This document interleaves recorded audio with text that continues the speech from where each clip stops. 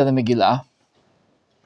We've really reached the middle of Perek Tet, the last chapter, if we're not relating to Perek Yud at the moment.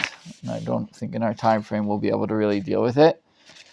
But really what we're going to deal with today, if you're with us? Yes. What we're going to deal with today is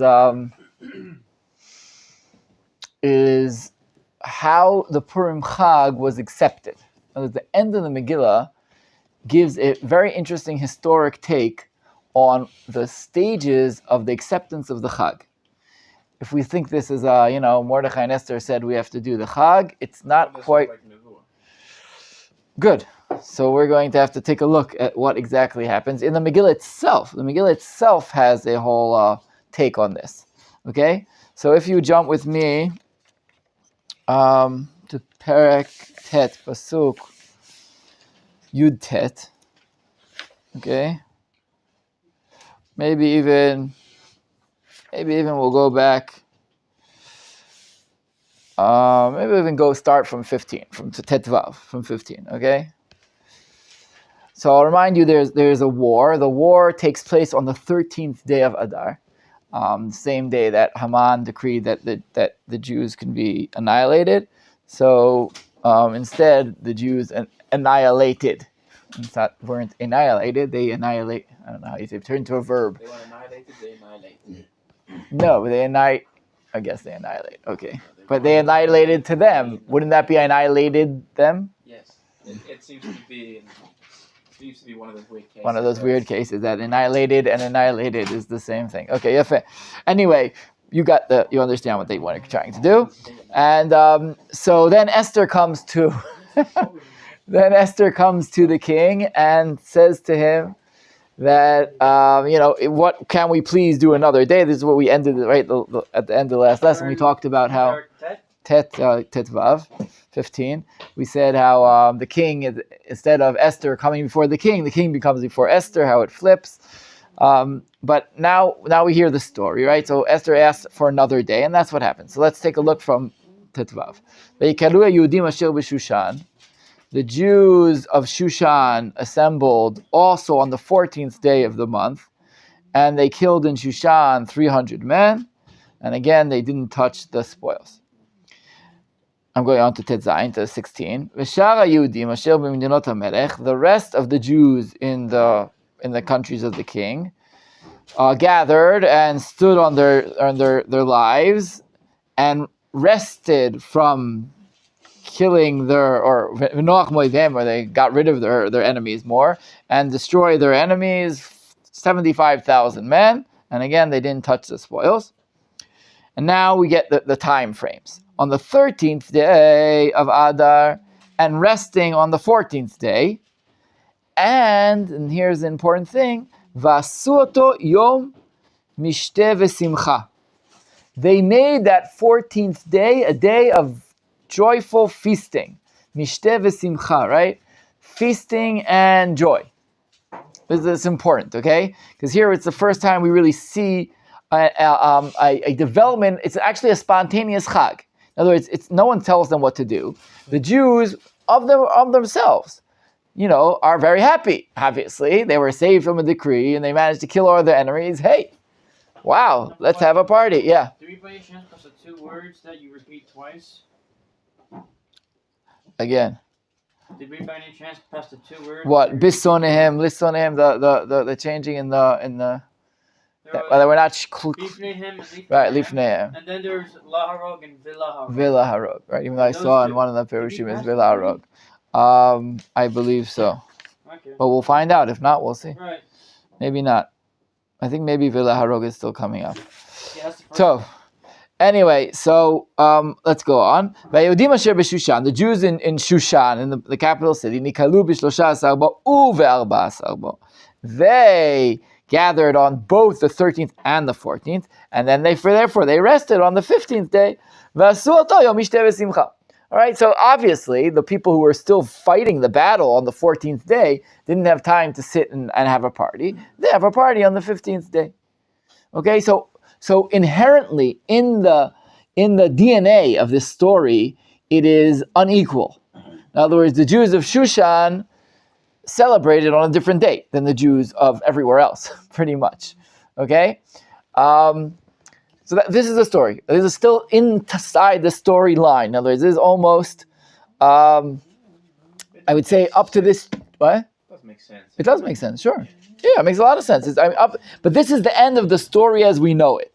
Okay, this pasuk is really the last pasuk of the storyline. Because now there's going to be a reflection. Al-Ken, this is already a view later, a later view. Now I'm going to explain to you why, or I'm gonna point out, this is why there's a difference in the days. Look what it says. Al-Ken hayudim haprazim. Therefore, the Jews of the unwalled cities, right? Haprazim is the open towns that don't have a wall around them. Hayoshvim be'arei haprazot, who sit in these unwalled cities. Osim et yom 14 lechodesh Adar. That's why they do the 14th day of Adar. Simcha umishteh veYomtov umishloach manot ish lere'eu. This is why the Jews in all these in the open cities, let's call them the open. I guess we'd call them yishuvim, right? Towns, like unwalled cities, right? The unwalled towns. This is why they do it on the 14th day. But what they do is also suddenly added, right? What do? Simcha u'mishteh, which is flipping the words. Mishteh v'simcha, simcha v'mishteh. Ve'yomtov. And here we get an interesting term. Ve'yomtov. Umishloach manot ish lere'eu.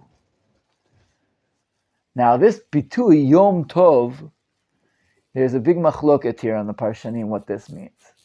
What's Yom Tov? Is it interesting? Yom Tov translates literally as good day, but Yom Tov in the Torah is also considered to be one of those days that is like Shabbos. Great, exactly. Yosef just hit exactly the two options. In one sense, it could be it was a good day. Yom Tov, we made a Yom Tov. It was a good day. It was a good day, a happy day. Fine. Like you're saying, it sort of goes together. Simcha mishteh veYom Tov. Right? It goes together.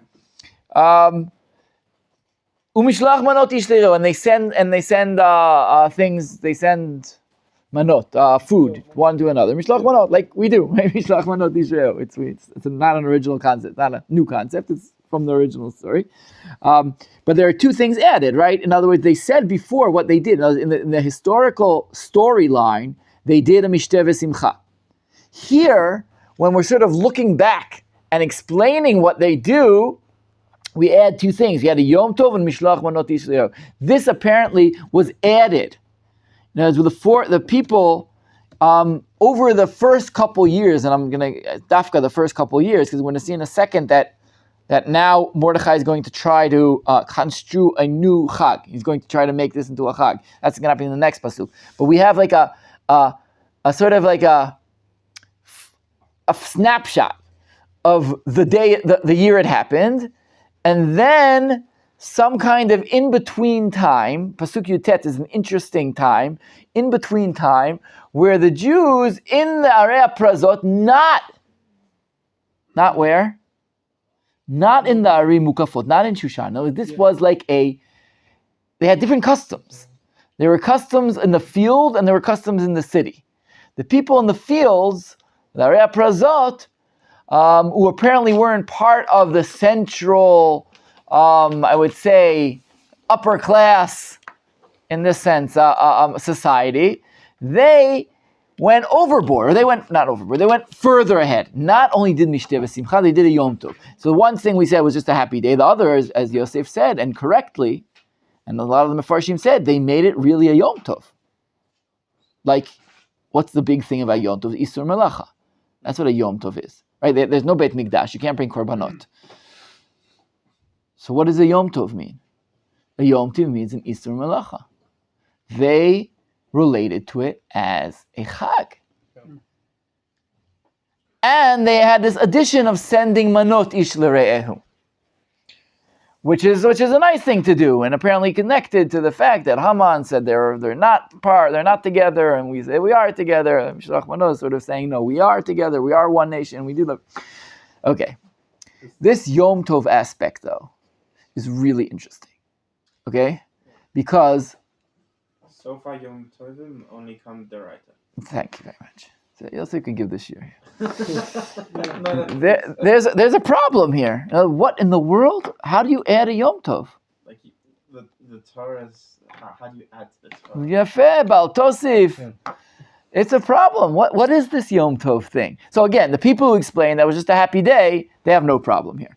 But those who explain that it's a Yom Tov, and really the word Yom Tov we sort of associate with a Yom Tov, then there was something done here which is very interesting. The Jews made up a holiday that has serious deoraita, what's called Torah-oriented law. And a fascinating thing to ask and see is, has this ever been done before?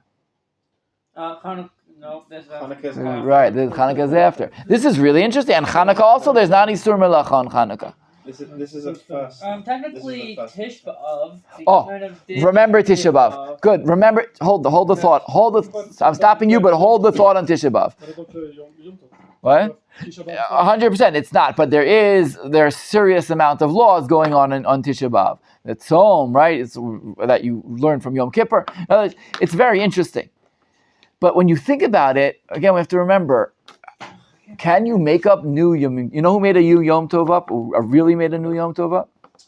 If anyone knows Melachim well, who made a new Yom Tov up? Someone did, and it's considered a real big problem. Yerovam ben Navat, the first king of Israel, when the empire split, he makes up a new Chag, part of his attempt to make up a new religion. In a sense, so that the Jews don't go to Beit HaMikdash, right? He just started a new kingdom. He says, if everyone goes to Beit HaMikdash, I'm going to lose the loyalty to me. So he makes the Egalim and Dan and First king of Israel. the king of Israel, the 10 tribes Israel, when the kingdom splits. The kingdom splits. I'm sorry to break this to you. What? Not Shaul. No. Shaul ruled all of Israel. David ruled all of Israel. Shlomo ruled all of Israel. From Shlomo's son Rechavam, the kingdom splits to 2.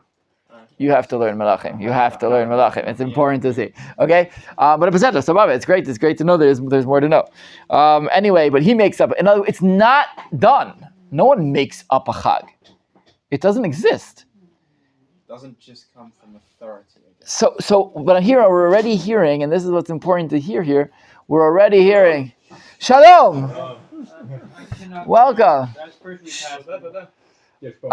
So it's interesting that we're dealing with a new concept. And now we'll see Mordechai when he makes it the next couple of psukim, when Mordechai is trying to institute the Chag in a more orderly way, he's going to drop the Yom Tov. Look at this. Vayichtov Mordechai et hadvarim ha'ele. Mordechai writes these things. We don't know exactly what these things are. Apparently what we're going to see. Vayishlach Sfarim, and he sends letters or books to all the Jews that are all in all the empire, close and far. Lekayem alehem, to accept upon them. How do they translate lekayem by you guys? To observe. Kaf Aleph, right, in 21. Lekayem alehem, to establish, to observe, to accept, right? Lekayem alehem, to observe, to observe, for them to do the 14th. What? He translates it from English to Hebrew point of view, or Hebrew to English, to take upon them. Can I would say that would make sense. It's lekayem. Lekayem literally means to establish. To bring into existence. Yeah. All good. Upon them, for them to do the 14th day and the 15th day. Again, I'm going to go with the easy explanation that the people who, everyone 14th and Shushan the 15th. I'm going easy because someone could say, 1 second, maybe everyone was supposed to do both of the days. According to Mordechai, I don't want to go down that rabbit hole. Okay, it's one can go down that rabbit hole, but I don't want to go down that right now. and every year. And now what are they supposed to do? Just like the days, like the days in the recent past, where the Jews rested, and the month that flipped from Yagon to Simcha, from sorrow to joy, from Avelus to Yomtov, Le Yomtov, it flipped to a Yomtov. La'asot otam. Now, what are you supposed to do? Here we go. What are you supposed to do? So here we hear it. Yemei mishteh v'simcha u'mishloach manot ish l're'eu u'metanot le'evyonim. Feasting and gladness, sending presents one to another, meals one to another, and matanot le'evyonim. What do we not see here? It's not a Yomtov, right? It doesn't make it a Yomtov. There's no Sol Malacha. Right, no Isur Malacha. This is Purim as we know it. What Mordechai has. There's one more thing missing. What's missing here?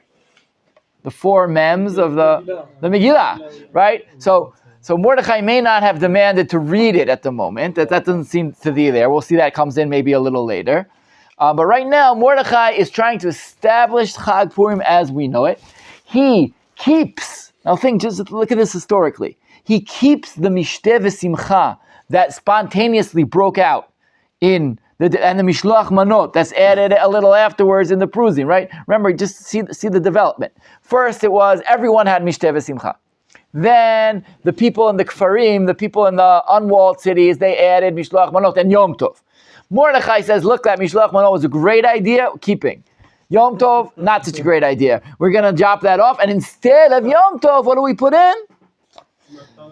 Matanot le'evyonim. Says the Malbim, לא יכול מרדכי לתקן שעשו יום טוב, כי אסור לגזול על כלל ישראל יום טוב חדשים. Says the Malbim, Mordechai couldn't say a Yom Tov because who has authority to make a new Yom Tov?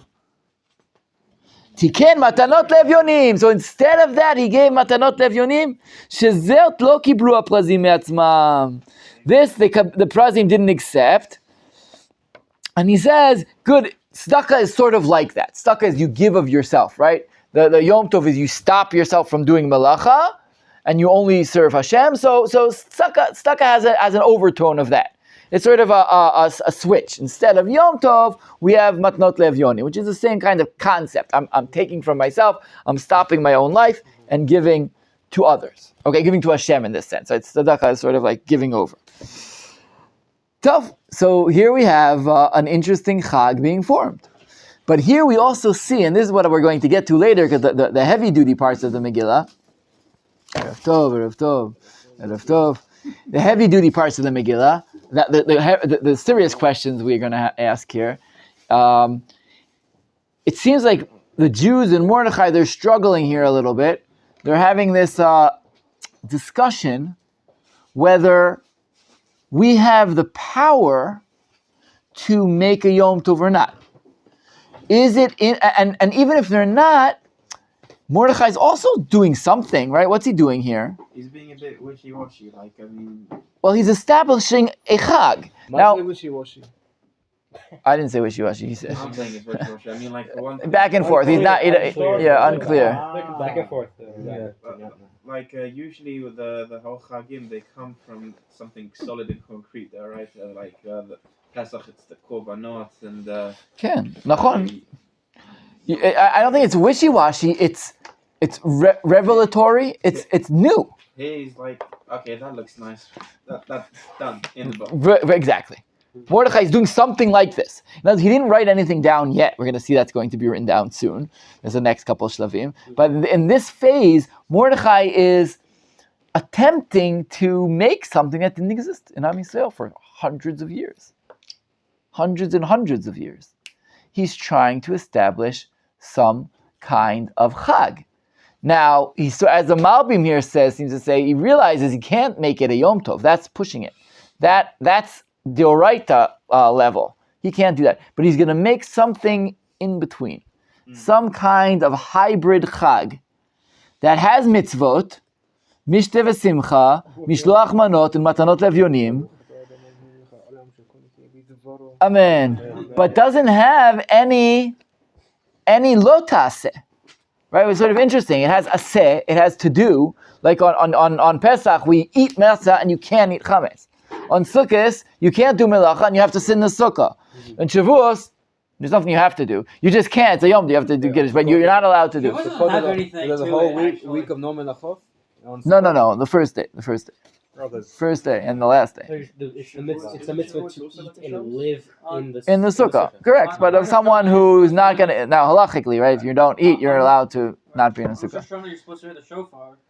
It's true. Rosh Hashanah though is its own interesting. Rosh Hashanah and Yom Kippur are their own. They're not what's called the Yamim Tovim. They have their own category. Yeah. Because they still have restrictions. Rosh Hashanah and Yom Kippur, they're still a Shabbos. They have the restrictions. So this is got in regards to your shiur on Tuesday, will you have like the Ashkenazi plate and the Sephardi plate? Like, no, I'm sorry. I'm not that open to. I just don't know the other things. What? Right. Yeah. As you see, like that's what my mar'eh is. Even though I'll look into some of the different opinions. Tov. But once again, let's get back to our way. In other words, every chag we've met until now has isur melacha. That's sort of really what makes it a chag, in that sense. But this doesn't have that. So Mordechai seems to be like going on it's like playing over. He's not wishy-washy, but he's being careful in how he makes this chag. Okay, and then there's the explanation. Pasuk. Very important pasuk. Kaf Gimel. וקיבל היהודים את אשר החלו לעשות, ואת אשר כתב מרדכי עליהם. The Jews accepted what they started doing anyway, and what Mordechai wrote to them. In other words, what did they start doing? And the way we explained it, what did they accept what they started doing anyway? Well, they started giving Mishlach Mana, and they started Nishteh v'simcha, right? And they also do what Mordechai said, which in this case would be Matnot Levyonim, right? That's if someone's doing something, Mordechai says you should do that, and then they're going, okay.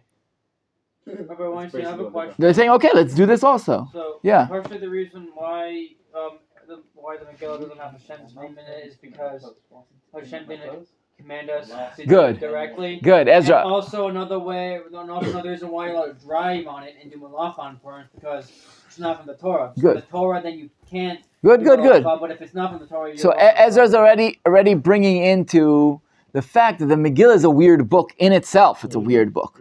It doesn't have Shem Hashem in it. Remember, this is one of the things we mentioned in the very beginning, or we mentioned in the middle sometimes also. And this is what I said. I told you guys. I threatened that I'm going to talk about it today.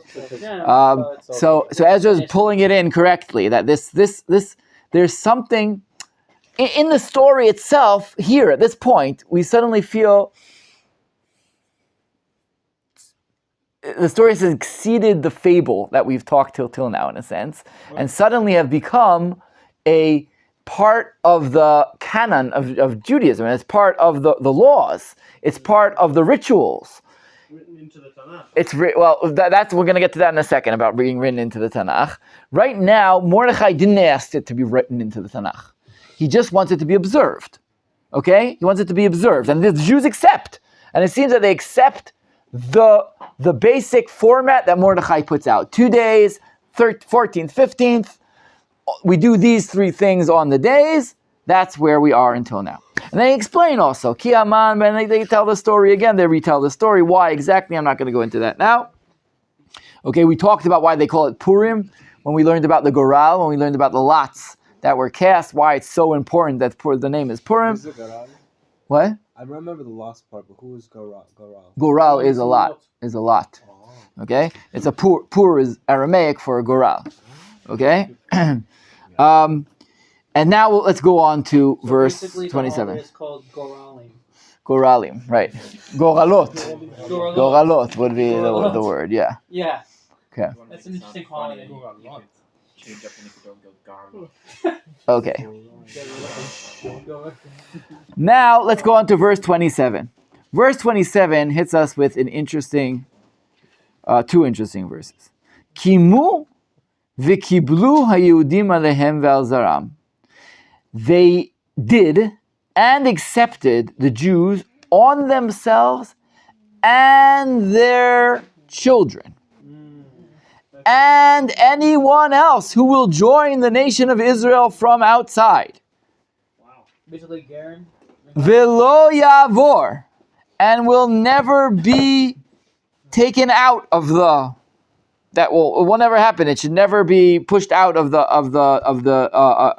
obedience to this law. Liot osim et shnei hayamim ha'ele kichtavam, as it is written, and in their times every year. This is already a jump. It's sort of like the britot that Avram, when there are covenants that Hashem does with Avram. Each time you ever learn Bereshit, there's another covenant and another covenant and another covenant. Each time there's another covenant, there's like another level of acceptance. Many contracts. So many contracts. But here it seems like this, what the Jews of the time accepted from Mordechai, now it becomes a infinity acceptance. And from now on, we are accepting this law not only for ourselves, or for others. And this idea of accepting something for yourself and for others, that's an interesting idea. That we meet, where do we see that? Very clearly.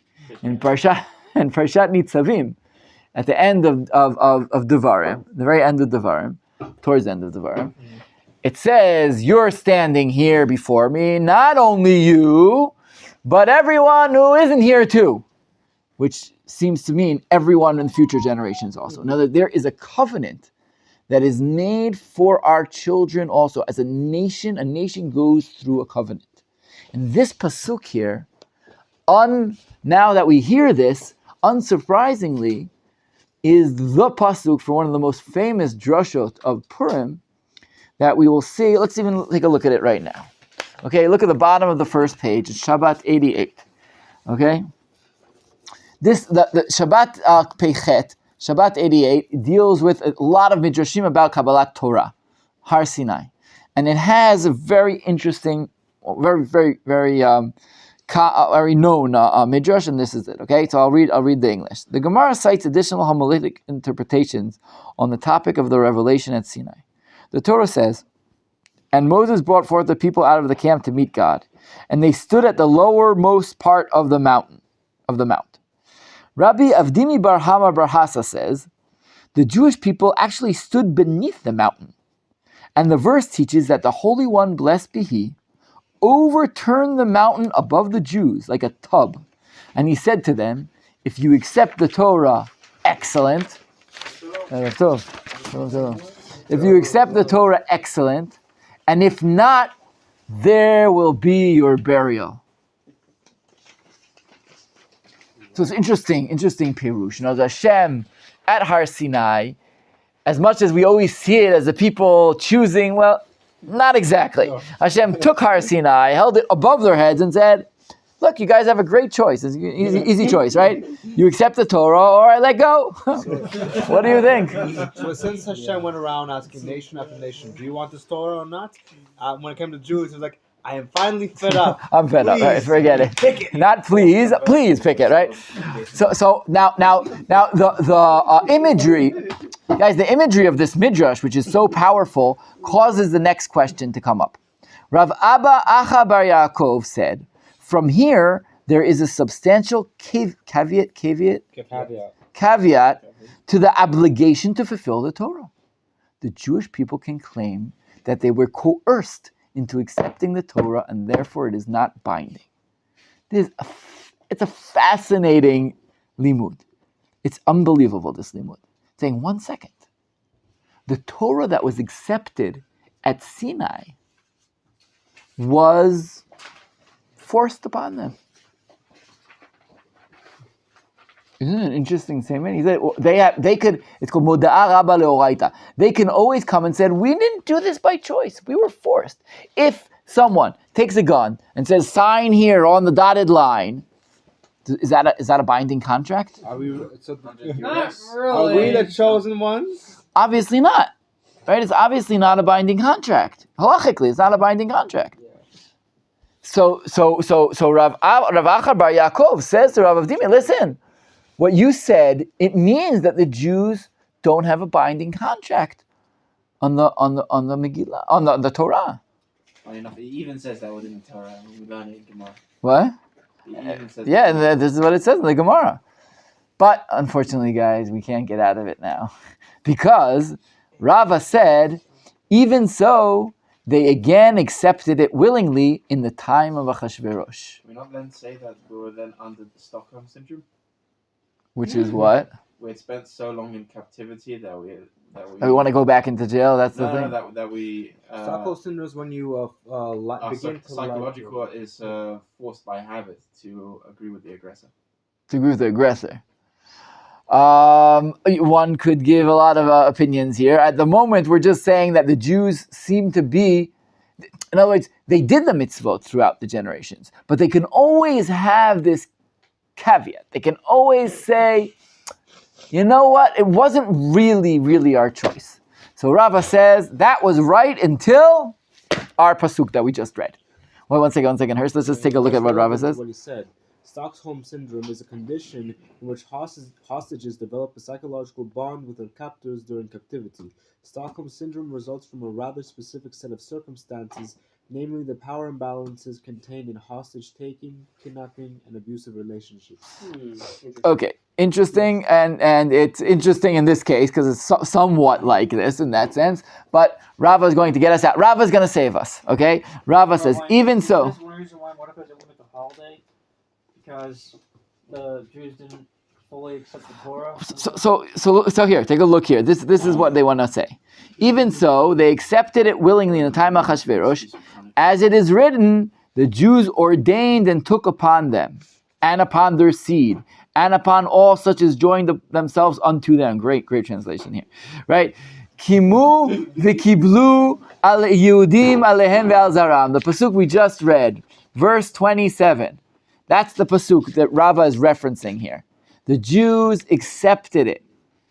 Okay? And he taught the Jews ordained what they had already taken upon themselves through coercion at Sinai. In other words, at this point, they chose it from free will. Right. They accepted the Torah again, in a sense. They re-accepted the Torah, not by force this time, by themselves, for their own free will. So sorry, anyone who wanted to get out of the mitzvot and Torah, and la lasot. We accepted it by our own free will. We signed the contract with our own hand, and this. But obviously, this means that really Purim, in that sense, is Chag Matan Torah, right? According to this midrash, Purim is Chag Sameach. Everyone, did we dance with the Torah on Purim? I guess it's somewhat different because we didn't exactly receive the Torah. We just, what's the word? We internalized it. So you're saying internalizing. It's not internalizing here. Here it's re-accepting. That's what it seems to be. In other words, we re-accepted. Kimu v'kiblu, he says, right? I have to read in the Hebrew. It's not like we were born again Jews. Kimu ma shekiblu kvar. Kimu v'kiblu, they are doing what they accepted. When did they accept? Way back then. And this is like, whoa. Like, first of all, it's a wacky midrash, right? Like, where is it coming from? From Har Sinai all the way to Purim, from the very beginning of the Torah to the very end, almost, of the story. Right. That's at the very end of the story, they accept it. And Ezra's not here right now, but the question, Ezra comes, Ezra? Yes. Yeah. I'm bringing it back to you. After learning this, it's fascinating that the book that Am Yisrael accept the Torah in doesn't have Shem Hashem. It's the only book that doesn't have Shem Hashem in it. If it's such an important religious event, come on. I mean, shouldn't in this pasuk it should be they accepted Torah Hashem? I don't know what, somewhere. It's not here. It's a very interesting statement. Now, we're gonna go back to this, obviously. Okay, we're gonna go back to this. I just want to continue in the storyline. We just have a couple more psukim. I'll see how the Chag developed. I think it represents that Hashem is hidden in the world, but at the end of the day, he's in the background doing everything, of course. So that's why it doesn't have Hashem's name in it. But clearly, if you read it, it's a miracle. Yafe. But it's not directly. So we're gonna. That's one of the major things we're gonna have to deal with very soon. Okay. In that question as Hashem's presence when He's not present, which is the real story of the Megillah. Okay, the real depth of the Megillah is dealing with Hashem when Hashem is hidden. How does that work? And it's really a lesson that we're still dealing with now, and we'll get to that, I hope, because it will bring everything back together. But again, it's just like sort of takes Purim being the ultimate Chag Midrabanan, right? The Chag not from the Torah, suddenly elevates it to a very important moment in history when Am Yisrael re-accepted the Torah from Sinai. It makes Purim a really important day.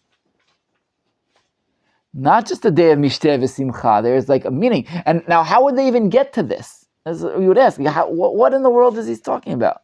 Why would he say that? And from what we've learned until now, I believe it's clear. Am Yisrael accepts a made-up new mitzvot. Really, in a sense, almost for the first time. They make up new mitzvot.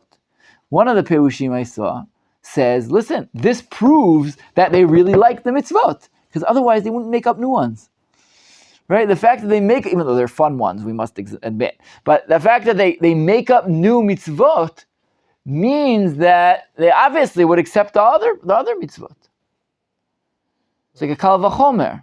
So if you're willing to make yourself do these, obviously you'd be willing to make yourself do that. If you hear Mordechai, you obviously hear Hashem. Okay? And this kind of thinking process, this is how it works. I don't remember if it's on the page here, it's the Maharal, I don't remember who says that. But it's an interesting idea. Whatever it is, something very big happened here. We're going to delve into this a little further, but let's continue now. Okay. Hayamim ha'ele, and that's Pasuk of Chet, 28. These days are mentioned and done every generation, family by family, state by state, city by city. And these Purim days will never leave the Jews, and their memory shall not leave their generations, their descendants. So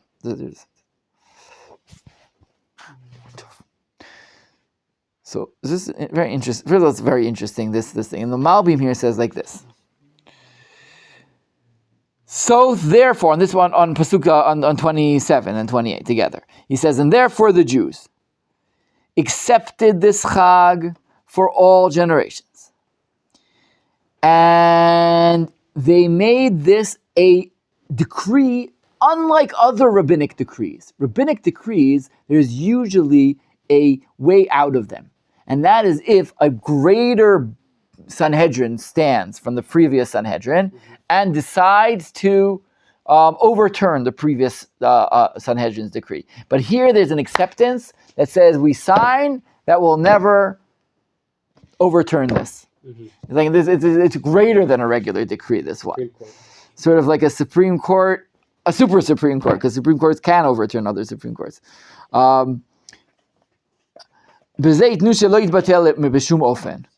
Okay, to do, again, the 14th and the 15th. And then he says, Vayamim nizkarim. Hayamim ela nizkarim. The beginning of verse 28, he says, here already we see Kriyat Megillah. These days have to be mentioned.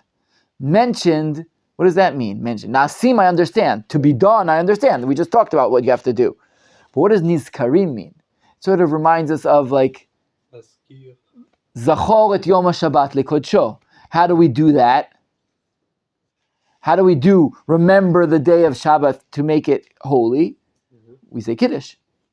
Now, there's a text you have to say. There's something you have to read out. So here, the Malbim reads this as, this is Kriyat Megillah. Yamim ele nizkarim. What is nizkarim? Like Parshat Zachor, right? When there's a mitzvah to remember Amalek, and how do we actually do that mitzvah? Reading Parshat Zachor, right? Reading Parshat Zachor. We read right before Purim, the Shabbat before Purim, we read the portion of the Torah that deals with Amalek. That is, according to most commentaries, that is a mitzvah deoraita. It's a mitzvah mamash from the Torah. That the way you mikayim that mitzvah, the way you do that mitzvah, observe that mitzvah, is by reading in the Torah, in shul, in front of everyone. Therefore, the Megillah, in this sense, is nizkarim, just like Zachor. It's Yom HaShabbat. This is the Megillah. That's what he says. But now it goes on. And suddenly, we have another level of this this ongoing saga of acceptance of the Chag of Purim. V'tichtov Esther hamalka. Suddenly Esther comes back into the tree. Up until now it's been Mordechai. Suddenly Esther's back in the picture. V'tichtov Esther hamalka bat Avichai. Right, we give her the whole regal treatment. Esther, the queen, the daughter of Avichai, Mordechai HaYehudi. Here we have them together. They write et kol tokef, which is an interesting term, tokef. Lekayem et igeret hapurim hazot hashenit. She says, you have to accept this. Up until now, it's sort of he sent it out and they accepted. Oh, no. Now, we're demanding that you accept this. And they sent out Sfarim to all the Jews, to the 7 and 20, all the empire, Divrei Shalom ve'emet. Lekayem et yemei hapurim ha'eleh. To observe these days of Purim and their times, as Mordechai made them observe already, v'kasher kimu al nafsham, and as they accepted upon themselves. And here he says, divrei hatzomot v'zakatam, just as they accepted the days of the fasts and the yelling and the crying out to God. And everyone here asks, well, one second. What fast? What are they talking about here? And here there are three kivunim, but two basic kivunim, two directions in the commentaries. One is that they're talking about the fasts of Esther, maybe Ta'anit Esther, to do Ta'anit Esther, or to remember the fast that were done. But the other one is what Ezra said. And here Chachamim start talking and they say like this, 1 second. It seems like, and this is a whole diyun, we'll see in the Gemara in a second, but already here, the fact that they have to keep on telling them to accept this Chag, what does that mean? If I have to say it again and again and again, what does that mean? It's not widespread acceptance. It's not why I say it, why not? It's an addition to Torah. Good. Yomtov. Yeah, there are people who are saying, 1 second here. People in Am Yisrael, Chachamim, saying, no, who gave you the who gave you the power, the authority to do what you're doing? Who said you can do this? This is how Chazal explain this. There's a fight, a halachic fight here going on. Who says you can do this? And there, what do you do when there's a legal battle? You bring out precedents, right? And as Ezra said before, they pull out the precedents. What are divrei atzomot v'zakatam, the days of the fasting? They say, 1 second. There are additions to Judaism that were done after the destruction of the temple. What were they? The 4 fasts. Right? We have 4 fasts in the year. Yud Zayin v'Tammuz, Asara b'Tevet, Yud Zayin v'Tammuz, Tish'a b'Av, and Tzom Gedalia. 4 fasts throughout the year that were made right after the destruction of Beit HaMikdash. Says Mordechai and Esther, you see, we have a precedent to changing or making days, holidays or fast days, commemorative days in the Jewish calendar that are obligatory for all of Am Yisrael. I love this perush on this word. They're saying, listen, we have a precedent. Don't argue. I mean, you could argue with us, but we're not coming out of nowhere. We're not making this up. There's a precedent for this. Right? So look at it. Kasher kimu al nafsham al zaram divrei atzamot v'zakatam. Just like they accepted the fast days, so too accept this. But Esther doesn't stop here. And now she goes really far. And she goes like this. Uma'amar Esther kiyam divrei hapurim ha'eleh v'nichtav b'sefer. And Esther's word was accepted and was written in a book. What book was it written in? The Tanakh. Here, I'm reading you the Malbim. V'nichtav b'sefer she'iskimu she'ikatev b'sefer v'tiyeh hamegillah azot bichlal kitvei hakodesh. Shal zeh haya machloket ben hachachamim. They accepted the Megillah to be written in the Tanakh. But at first, that was a machloket. That was a controversy in Chachamim. And now it was accepted and they agreed to Esther. So suddenly we go back and we see there's another problem here. There's a dual problem. There is a problem in practice. Do we accept this new holiday or not? And there's a practice in canonizing the Megillah. Who says the Megillah goes into Kitvei HaKodesh? Okay, you have this Chag. We accepted your Chag. Sababa. Okay, good. But now we're going to take this and make it one of the holy books for Am Yisrael for all generations? Whoa! This fable, fairy tale, story that doesn't have Hashem appear in any way. We're going to make this part of the Tanakh. That's the second argument. There are two arguments. Let's read it to you. Let me read it to you in the Gemara. Why do I have to say it? Look at the Gemara. Look at the Gemara. The last page, the very last page. In Megillah 7a. Okay? In Megillah 7a. Apropos the statement of Rav Shmuel Bar Yehuda with regard to the establishment of the holiday of Purim, the Gemara cites a related statement. Rav Shmuel Bar Yehuda said, Esther said to the sages, establish me for future generations. She requested that the observance of Purim and the reading of the Megillah be instituted as an ordinance for all generations. They said to them, you will thereby arouse the wrath of the nations upon us, as the Megillah recounts the victory of the Jews over the Gentiles, and it's best not to publicize that victory. In other words, you're going to celebrate the victory. Every year they're going to get mad at us. There are problems in this thing. She sent back to them, I am already written in the chronicles of the kings of Media and Persia. He said, come on, it's already there. We can do this. It's all right.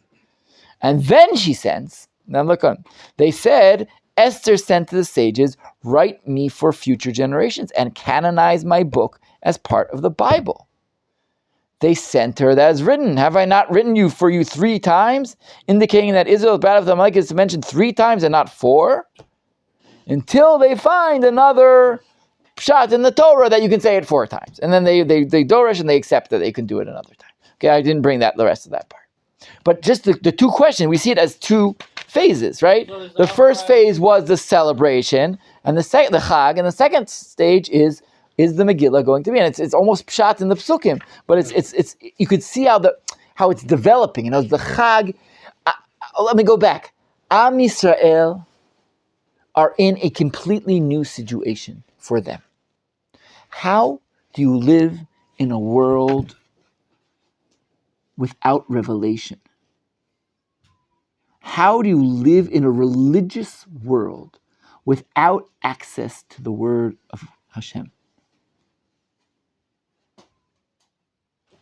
For us, who grew up in 2,000 years in a world like this, 2,500 years in a world like this, that's like the regular ground. We would ask, how does one live in a world of revelation? Right? How does that work? If I have a question, do I ask Hashem and He tells you? How does that work? And the Nevi'im, prophets, how does it work? Urim v'Tumim, for us it's fascinating. But they're coming from the other side of history. Up until this point. Was this the start of Nevi'im going away, or did it start earlier than this? Again, I remind you, we have Daniel at this time, really pretty much this time, having revelations. We have Chagai and Zechariah and Malachi still accepting prophecy that's going to happen after this. Mordechai might be a prophet. It could be, and we saw the Malbim said he was the right of the Mordechai Yadat Kol Asher Na'asa. But I'm not going there right now, because most of the book here is godless. I don't know how to say it. Hashem's not here. Nameless. Not there. He's not moving the story ahead. At least in the forefront of the book. I want to remind you guys and say very importantly, the major character of the Tanakh until here is Hashem. He is the story of the Tanakh.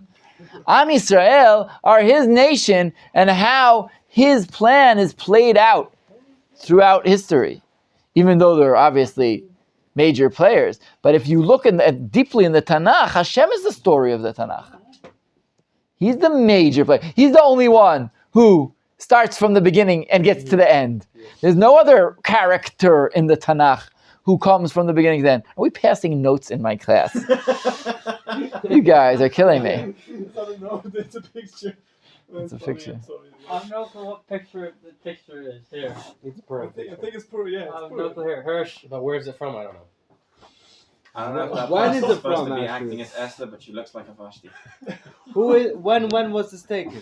I am going to not look at this picture as we are in the middle of class, and afterwards, You can hold it in the camera. afterwards, we will all together figure out if it's Vashti or Esther.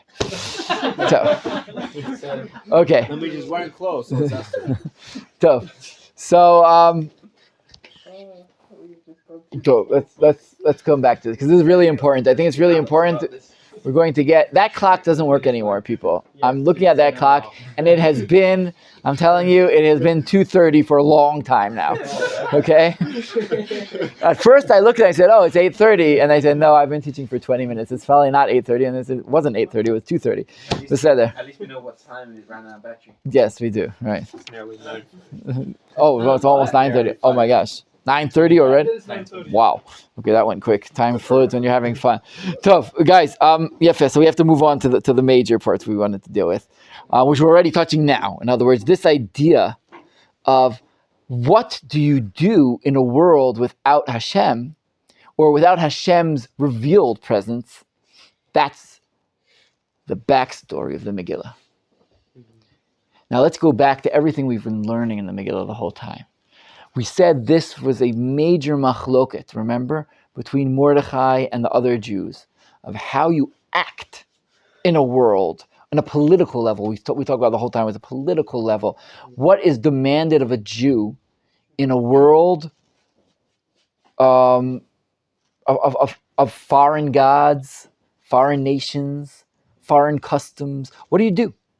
Do you close yourself up, as we call them, to the ghetto, into the shtetl, live your Jewish life as much as you can, and not attempt a greater view of helping your people, of playing out on the national scale or the international scale? We said that was the machlokot between Mordechai and others, right? Mm-hmm. But Mordechai's statement, and this is his statement throughout, and we see it again bursting through the fabric of the Megillah every now and then, especially in Perek Daled, right, with Revach Vatzala. Mordechai says, I'm not going against the will of God, what I'm doing here. Hashem wants us to act in this world.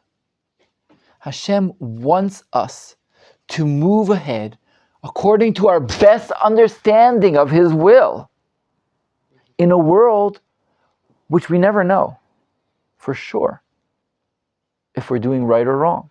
We'll never have Hashem appear and say, yes, no. We could read the signs. We can sort of search for it, but in the world of without prophecy, as the world is going to here, what do you do in a world like this? Do we have the power, and listen to this, to really renew laws in the Torah? Not only in the political scale for Am Yisrael, in the religious, Talmudic force, studying, in Torah study. Can we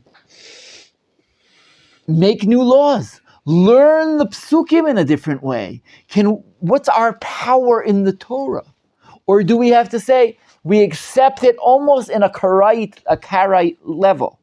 Right? We know on a level of saying, what's written is what we do. V'zeu. Well, I'm pretty sure it's written in the Torah that you're supposed to make laws amongst yourselves. So it's definitely can be learned out, but to what midah? Can you renew a holiday? Not, they say now it's not possible because there is no Sanhedrin.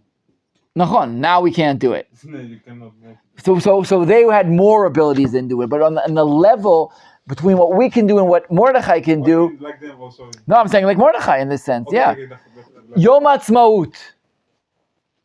It's a fascinating question.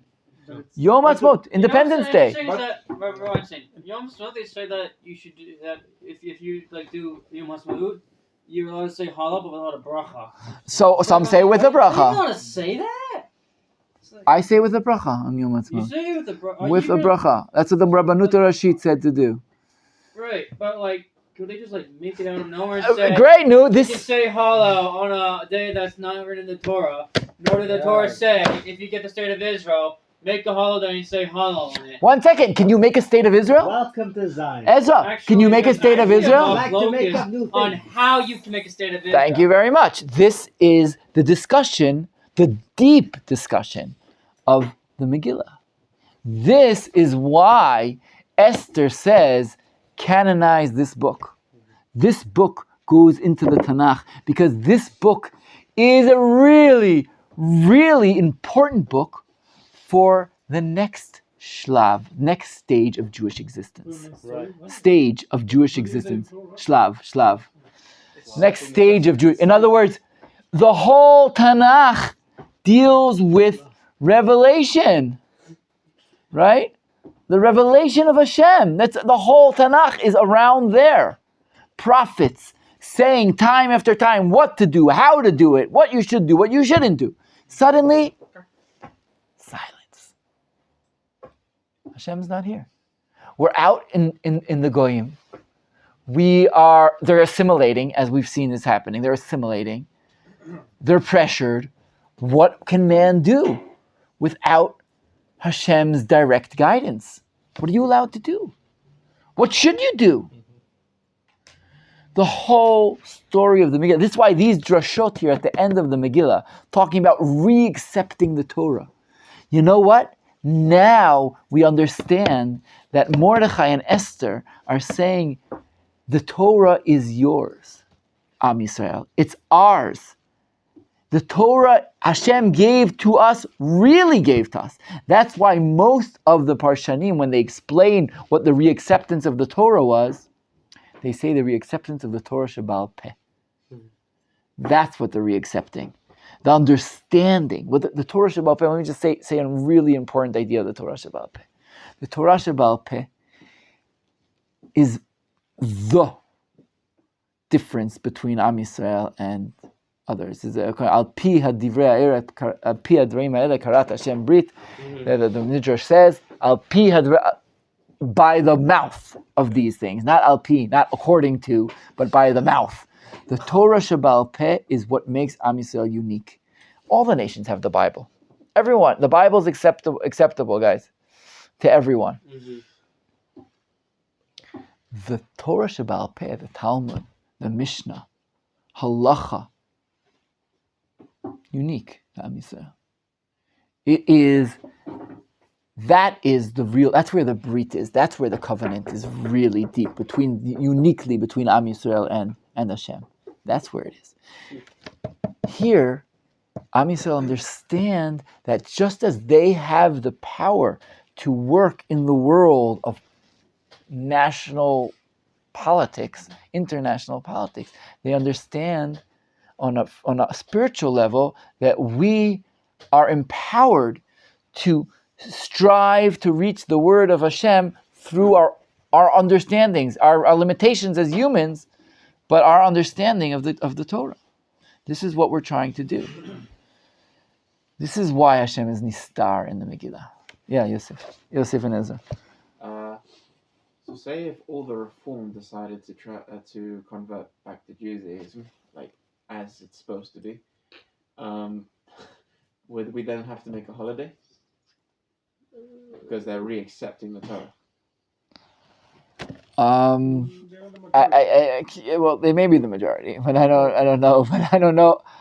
I don't know what to say. I mean, it's a very theoretical question that I don't know how to answer. But again, I think the dugma of Yom Ha'atzmaut, of Independence Day, of Israel's Independence Day, is a fascinating question that really resonates with the Megillah. In other words, do we have the authority to make something like this? Mordechai, in the story here, what is the tokef? What's the power? Is the power the regal Esther Hamalka? Is that what made it? Is it Mordechai's personality? Is it his place in the Sanhedrin? What? And however we read that, we'll have actual halachic sources for what we can do and what we can't do. What is the reason it was accepted? How was Purim formed? And of course, after that, we'll ask about Hanukkah. Hanukkah too, which comes later and is the same idea as someone made this a chag. And what is the religious foundation for that? And do you need all of Am Yisrael? Do you need the Sanhedrins have to be in Israel? Outside of Israel, they're out of Israel for us. What are the laws? But the idea, whatever it is, that's already the specifics of the greater idea. The greater idea again being our ability, and I would say more than ability, our obligation to continue seeking Hashem's word in the world without revelation. Yes, I want to say more to this in a second. Yeah.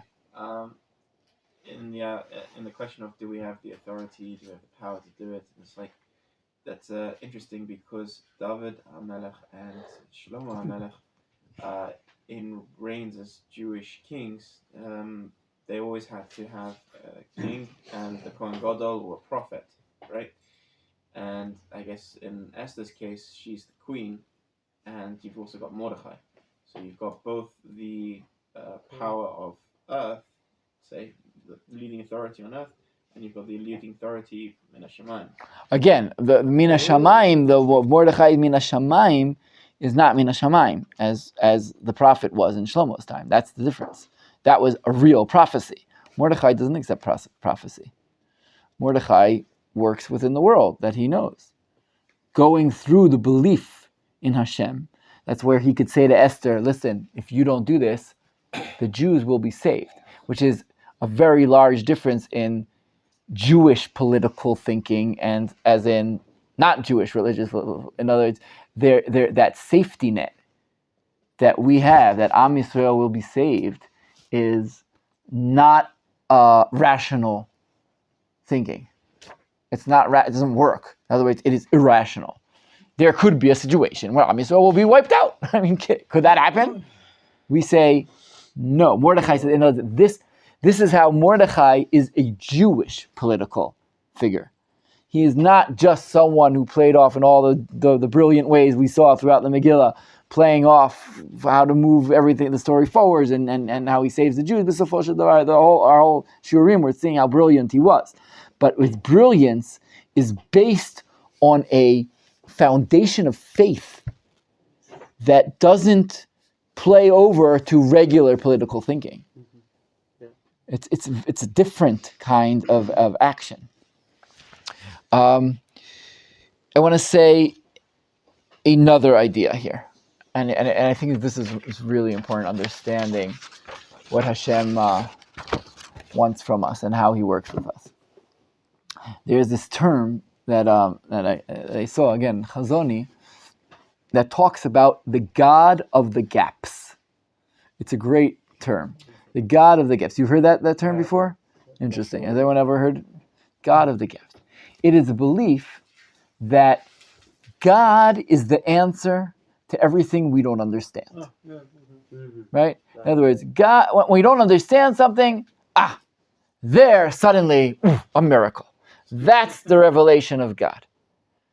Everything we can understand and we can do, that's human endeavor. Sounds like an ancient term for advanced science. It can seem like magic to an uneducated civilization. In a sense, right. In other words, saying, that's right. That's what it would be. In other words, but it's the other side of that. As we know more and more, and as we're more and more capable, really, God is pushed into a smaller and smaller box. Wow. But it's like the more scientists discover, the more they discover what they don't know. Right. So much The gap's getting bigger and bigger. That's true. I agree with that.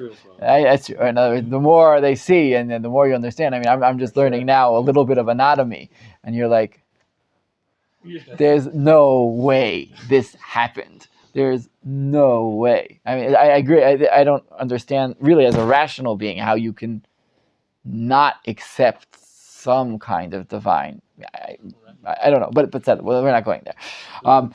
No, but this idea of the God, I think it actually, we all are all a little bit affected by this thinking of the God of the gaps. In other words, right? The fact that I'm going to explain why. When I did something, I sort of assume I did it. But when something really amazing happens, or the coincidence, he came, I go, whoa, what a miracle I had. Correct? Even if we don't say it, this is what we feel. Wow, I'm going to tell you this miracle I had. What, you woke up in the morning, you breathed? No, that happens every day. I'm talking about the real miracle, that when I went out to get the bus, that. That's God of gap thinking. Jewish thinking throughout the Tanakh understands that Hashem is present in the natural sequence of things. That man's endeavors are endowed with Hashem's will and Hashem's presence. It is a completely different thinking. Things that we do, things that happen, are all in the presence of Hashem. How much He is revealed, and how much He is hidden, is only in our eyes. He is present. In other words, in this psukim, can I have the Tanakh for a second? I'm going to read you guys one of the most powerful psukim of this idea brought in Devarim. Let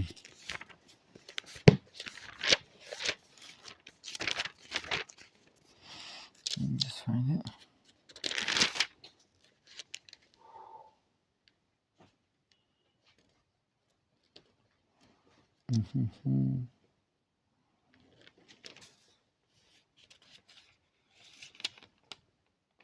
So it says, you will come into the land and you will start being very successful, and you will say in your heart, let me read this, Devarim Chet Yud Chet. Yud Zayin, sorry. Chet Yud Zayin, chapter 8, 17. And you may say in your heart, my strength and the might of my hand made me all this wealth. Then you shall remember Hashem your God, that it was He who gave you the strength to make wealth. He didn't make the wealth, Hashem. The Ran says very powerfully here. Let's not become blind religious fanatics. Hashem didn't do it. And I said, everything, it's Hashem. I didn't do anything. It's all, no. Hashem gave you the strength for you to do it. So there is a you doing something. But the strength behind that came from Hashem. It demands a complex thinking, an understanding that we have to move and work in this world and understand that Hashem is giving us the strength to do these things, giving us the guidelines to do them. This is the real story of Megillat Esther, in my mind. This is maybe one of the most important things that Megillah says. There's no such thing as God of gaps. Even though the whole Megillah doesn't have Hashem in it. He's not present in the Megillah.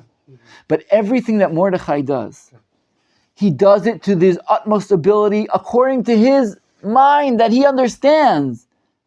But that he understands is God's will. And in these actions that man does, Hashem presides. Hashem is there. Hashem moves in mysterious ways through our actions, in ways that we can't really understand. And we can't sign and say, I'm sure what I'm doing is 100% right.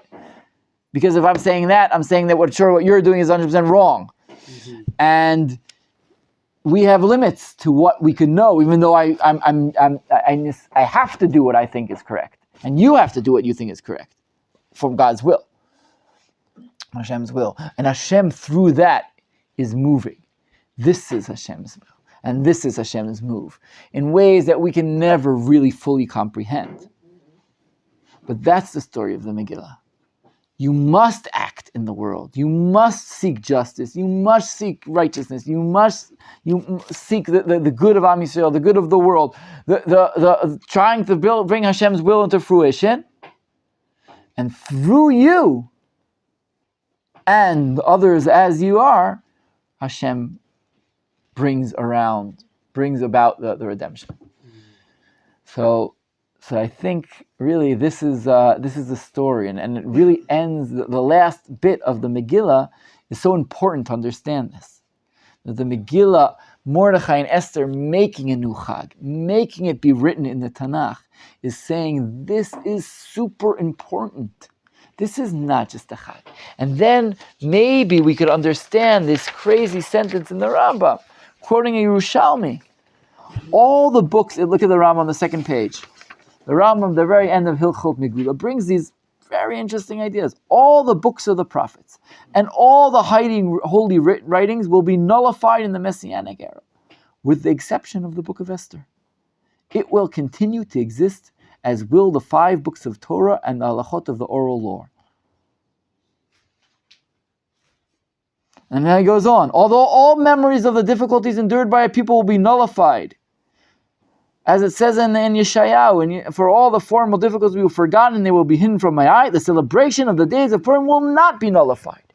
And these days of Purim will not pass from among the Jews, nor will the remembrance cease from their seed. Purim, Chag de Rabbanan, the book, it's elevated almost to the Torah, right? Everything, by the Pshat of the Rambam, right? He says everything will be lost or disappeared or nullified. What was the word nullified, right? In the Messiah, except the book of Esther and the 5 books of Moses. Why is the book of Esther so important? I mean, it's a nice story and it's fun, but why is it so important? Because what it does is it covers the flip side of history. History has 2 parts to it. It has the revelatory part and the not revelatory part. And the book of Esther is the epitome of the not revelatory part. It's Hashem's revealance being revealed through being hidden. I don't know, in the hidden way. Exactly, in the Esther and the Esther. These are what makes up the world that Hashem's made. We could go into Kabbalistic meanings of what this means, hidden, not hidden, but let's leave it at this on the theological level. Understand why, in a sense, Purim is so important. And in that sense, we could also go back to that fascinating equation of Purim and Kippurim. Yom Kippur is the Chag of Revelation. It's the Chag where the Kohen Gadol goes into Kodesh HaKodashim as an emissary of Am Yisrael. He goes in and meets Hashem face to face. And Purim is the farthest thing from that. We put masks on. I mean, it's the farthest from Kippurim. But it's really another way that Hashem reveals himself, 2 systems of revelation in the world. How are you going to keep Matanot Levionim when, it'll be... When there won't be any Evyonim? Exactly. There's an interesting psukim in Devarim on those. If there will be Evyonim, there won't be Evyonim. Bezrat Hashem. I don't know. I say so here the Ravid, I didn't read it to you guys, you see, the Ravid and the Rambam says, what are you talking about? There's no way that can happen. How in the world, the Ravid here, and then the Psukim he says, אי אפשר, אני אומר, לא יבטל דבר מכל הספרים. שאין ספר שאין בו לימוד. You can't, every book has something important that you learn. It can't be that. אבל כך אמרו, אפילו יבטלו שאר ספרים מלקרות בהם, even if they stop reading the other books, the Megillah they'll always read. But to nullify the book, the Ravid says on the Rambam, what are you talking about? And so I think the Magid Mishnah here says, I didn't bring it, the Magid Mishnah says, I don't know. We'll see when Mashiach comes, what happens. That's really what he says. So to this I add, what will happen when the Matnot Yonim? We'll end the Shiur and this whole retzef of Shiurim on Megillat Esther. With that, I'll see you then. When Mashiach comes, Be'ezrat Hashem, we will know the answers to these questions. Be'ezrat Hashem. Will we ever be doing Shiur?